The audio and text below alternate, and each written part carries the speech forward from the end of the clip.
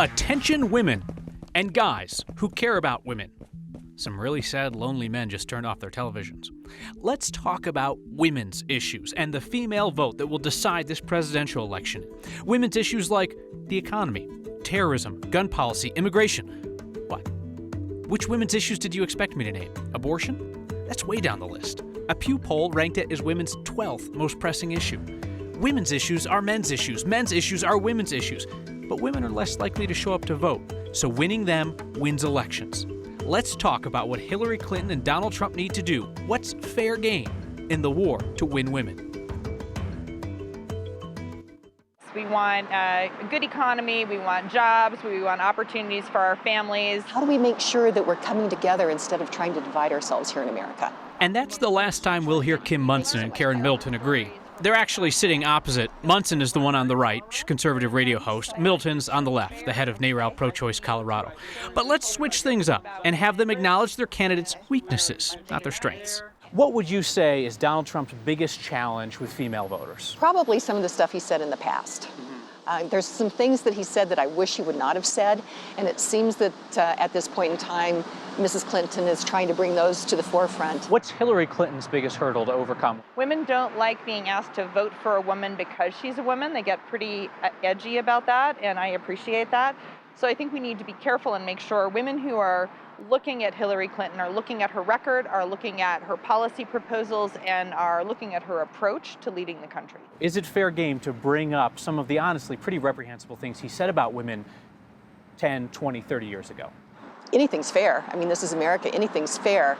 But if you start to go down that road, then I think that we're going to be talking about how Bill Clinton treated women, and Hillary Clinton enabled him to do that. Is it fair game to bring up the way that Hillary Clinton dealt with the women who accused her husband of infidelity or sexual assault? I think dredging up personal life issues versus how you treat women in the workplace and professionally, there's a very big difference there. Trump stops in Colorado Monday, 3 p.m. rally in Pueblo at the convention center. Then he presumably flies up, because there's no chance of making it I-25 in rush hour, to Loveland, 6 p.m. event at the Budweiser Event Center. Hillary Clinton's schedule doesn't include any Colorado events as of yet, and doesn't have any scheduled appearances at all over the weekend or next Monday. And let's clear something up for everyone who is on Donald Trump's email list. The note he sent out this morning with the subject line, "I need your input before the next debate." Trump means next as in subsequent, not next as in the quirky evening news show in Denver. We would be open to a presidential debate here on Next. Trump and Clinton have both been interviewed for Next. We'd love to moderate. It would be a blast. Smart, funny, unapologetically honest debate. The kind of thing this race could use. The lack of standard political yard signs this season has us looking for unconventional signs. And you keep sending them. Hey, bales of it. It's making Trump signs in eastern Colorado. You can see them on Highway 14 near New Raymer, a few near Weldona, a few out near Brush. Dana Parker countered with this colorful Hillary sign in her yard in Denver's Baker neighborhood. I get that Trump does well in hay bale country, but you Clinton folks need to step up your unconventional sign game. Send us those signs via email, next@9news.com, or get our attention with the hashtag #HeyNext. A beauty school is the latest ugly reminder of the volatility of for-profit education these days. Regency Beauty Institute shut down without warning overnight. 3 campuses in Colorado, done just like that. Our Steve Stager talked with a student who feels duped and who offers this warning. Hair, nails, skin, all that fun stuff. Kenzie Dawkins could see her future through the windows of this Fort Collins beauty school. The plan is hopefully open up my own salon. Whether it's half the time kind of running the books and then half the time behind the chair. Now she sees a much different future. From what I heard, it was all decided within the past 24 hours. Just like that, in a matter of hours, Regency shut down with no warning after students paid tuition like Kenzie. She paid $22 grand in full and only had 300 hours left. I'm due in February, so my plan was graduate, take boards, get licensed, have a baby and start working hopefully in March. And now, until I find another school to finish my hours, everything's going to be postponed now. On its website today, Regency was quick to say nothing shady happened. They blamed the closure on, among all other things, a negative characterization of for-profit education. But doesn't this add to that negative characterization? For-profit schools have been known to just shut down like this.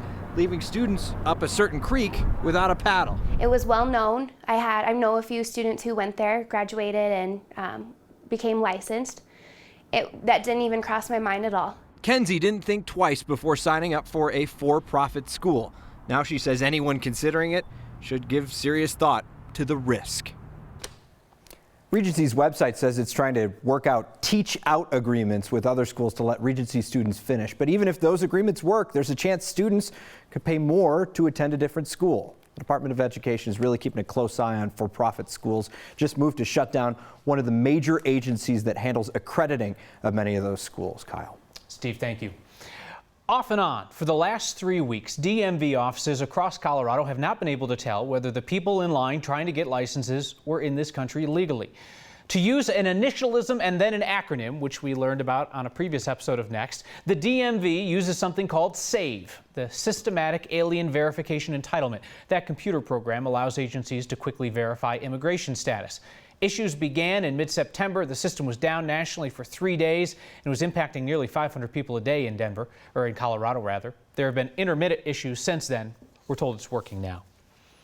Next time you drive from Copper Mountain down to Leadville, look for the signs on Highway 91, the Fallen Heroes Highway. The man who made that dedication his mission had one final task to accomplish. Our man in the mountains, Matt Renew, has his story. Lake County Public Works Director Brad Palmer What do they test? is a pretty busy guy, Extremely. but he still found the time for a special project 10 years in the making. Working evenings and weekends in my garage. For the past year, he and his wife Rachel It's very important that everybody knows the names. have been working on 2 granite plaques for the Fallen Heroes Highway between Copper Mountain and Leadville. Brad's even built the steel frames the plaques will sit in, something Brad says he had to do. There's some things you have to do or some things you just feel you need to do. Because the very first name carved into this plaque is his son's. Nicholas was our son. He was killed in Fallujah, Iraq, December 16, 2006. Nicholas died 10 years ago serving in the Marines. He wanted to make a difference. He did.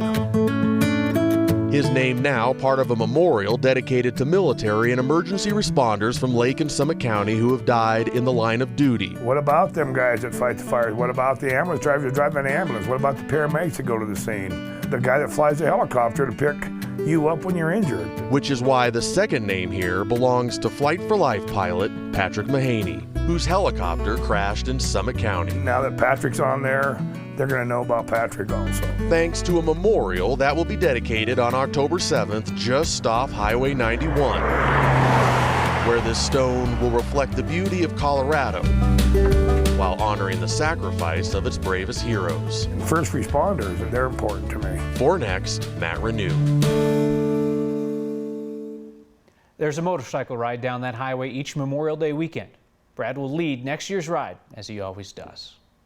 May I make a recommendation? This is where we point you towards anything that isn't ours, but is definitely worth your time. Someone wrote an article listing the 10 worst places to live in Colorado. Forget that. We think you should read the rebuttal. It's called The Truth About the Towns on Colorado's Worst Places to Live. The blogger, Heidi Kerr-Schlafer, writes at Heidietown. She defends all 10 towns on that worst list. For instance, Greeley. Heidi points out it's home to the longest-running orchestra in the Rocky Mountain region. Her argument is that with a little digging, every town in Colorado has an interesting story, and we agree. There's a link to her blog on the Next Facebook page, and send us your recommendations. Anything that you think should be seen by everybody else. Email next@9news.com or use the hashtag HeyNext. Tonight we know whether our new approach to covering guns in America really started a different conversation or just shook more nuts loose from the tree. The quiet Colorado native who made the National Museum of African American History happen. And DIA finally comes clean about its conspiracy theories, and the airport is playing dirty.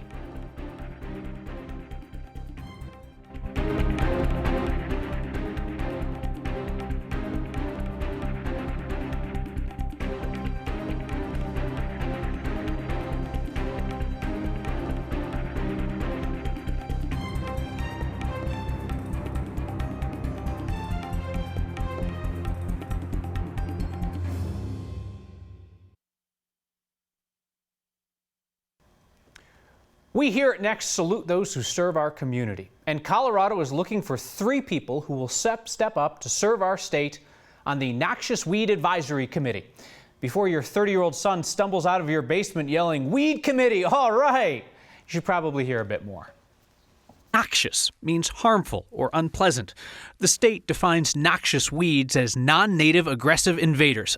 No, you cannot get your neighbor from Texas labeled a noxious weed. Be nice. Noxious weeds. Let's review. Dandelions, a weed, but not noxious. Philip Rivers, noxious, but not a weed. A noxious weed is something like leafy spurge. It pops up in the spring, sinks its roots out 30 feet, pops its little seeds 15 feet in all directions, and soon crowds out all other vegetation. Basically, it acts real noxious. The state's Noxious Weed Advisory Committee figures out how to deal with plants like that. The plants that can ruin farmland and starve out native species, take over your lawn. So, if you feel called to service to purge the spurge and Colorado's other leafy menaces, applications for the state's Noxious Weed Advisory Committee are due by the end of October. I assume your 30-year-old son shrugged his way back into the basement partway through that. You can find the application information on the Next Facebook page.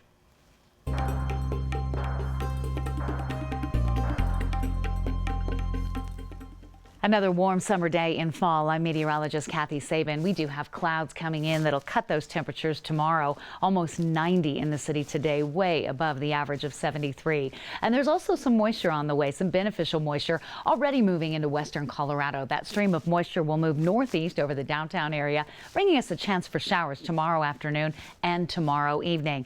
We have isolated activity heading into the upcoming weekend, so tomorrow will be our coolest day for the extended period and also our best chance for showers, and that rain is welcome in the high country, except it's taken some of the leaves down, and we've had some wind to deal with as well. Tonight, wind not a big player for us. Partly cloudy, 50 in the city. The winds west and south of town will continue to die down. Tomorrow, a mix of clouds and sunshine, a cooler day, seasonal highs in the mid-70s, chance for showers in the afternoon and evening. Isolated activity heading into the weekend, highs near 80 on Saturday, Sunday, and Monday. And I leave you with this picture. No beach, no boat, no problem in Florida in the Cracker Swamp.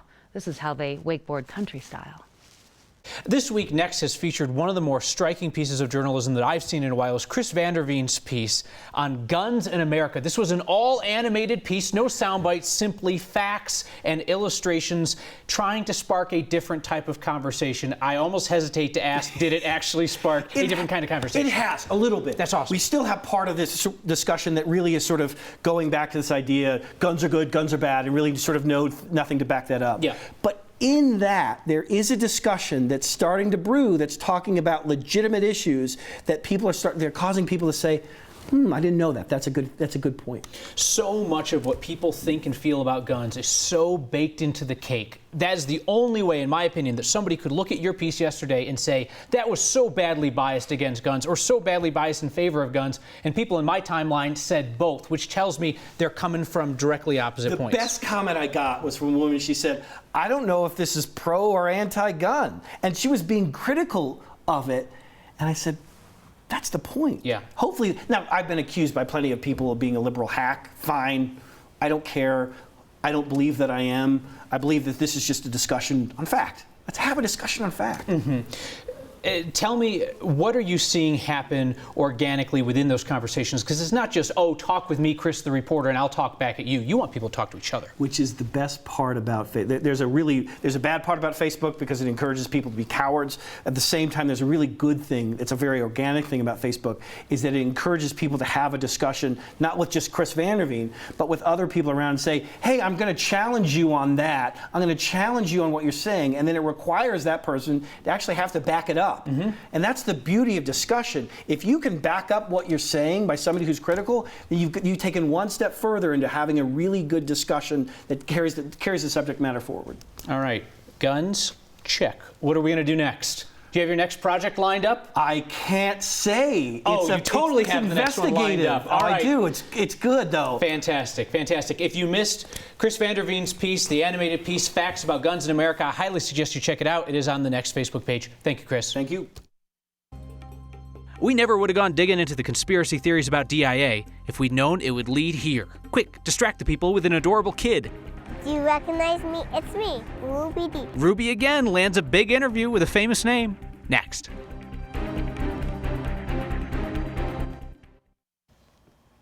The much-watched recent opening of the National Museum of African American History and Culture happened in no small part because of a Denver native who prefers to keep a low profile.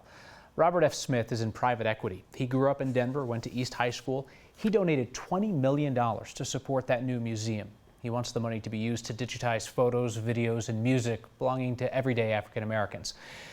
Robert Smith is not much of an attention seeker, but he does have a standing invitation to sit down here with us on Next whenever he's in Denver. Some number of people in Colorado did something bad today, and they will get plenty of attention on the other newscasts. So let's celebrate people doing good in our community, even if we cannot thank them by name. Today, they just went by Batman, Superman, Spider-Man, Captain America, and Iron Man. They stopped by Children's Hospital, Colorado. We understand they may have some loose connection to the Aurora Police SWAT team. They rappelled down from the rooftop to surprise the patients, the families, and the staff. Those kids were all smiles, and so were the superheroes. Next, viewers have long known that DIA is actually a secret Illuminati headquarters. Today, the airport offered a new explanation of the conspiracy theories. I personally don't buy it. You can decide for yourself.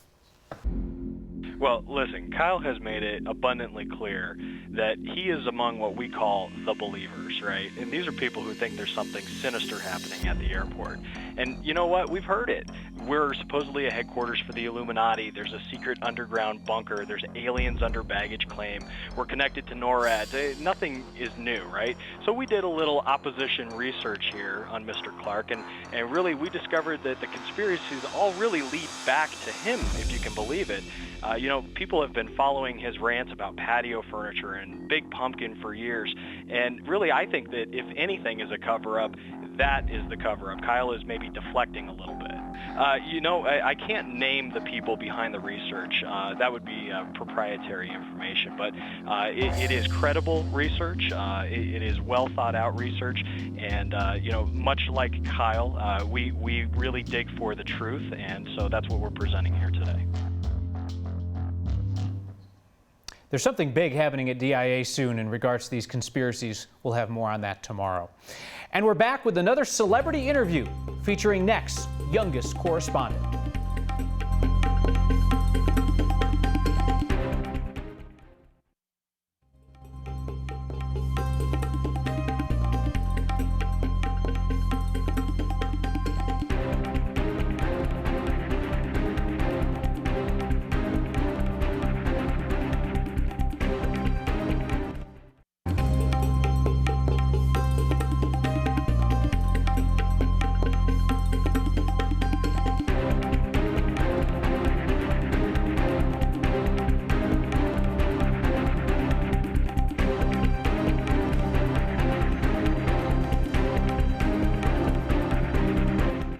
She made her first appearance here on Next with an interview with ballet dancer Misty Copeland. Today, our young ace reporter Ruby D has a conversation with model and businesswoman Tyra Banks. Hi, do you recognize me? It's me, Ruby D, and today I'm gonna have an interview with Tyra Banks, and she's a supermodel, and she walks like this. Are you excited to meet Tyra? Yeah. Where is Tyra? That's upside down. It's hard to wait sometimes. Tyra? Tyra! Well, hello! How are you? Good. Can people be pretty and smart? Can people be pretty and smart? Well, I'm looking at somebody that's pretty and smart. I can smize. You want to smize? Okay. Are you doing it right now? Ooh, Ruby D. I gotta teach you to smize because that is wrong. That is so wrong. Convinced me to give you a room full of candy, Ruby, with those eyes. And that is the magic of the smize. You're doing it.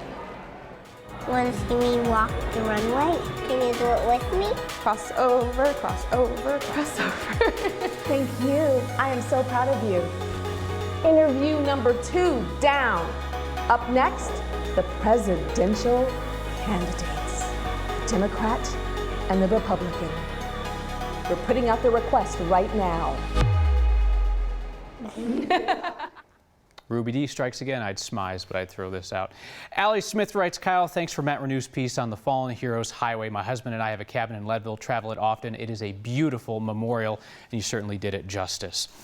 Note from Nick Tucker. Enough Kyle Clark already. Back to the news, please. Nick Tucker, you're not related to Tom Tucker, are you? The newsman on Family Guy? He's my inspiration in life. Jackie McRoberts writes, Kyle, how are you feeling? The answer, Jackie, is better. Thankful for all of you who kept watching while I was gone, for the team here at Next who kept things on the rails, especially that Steve Stager guy. We'll see more of him next time.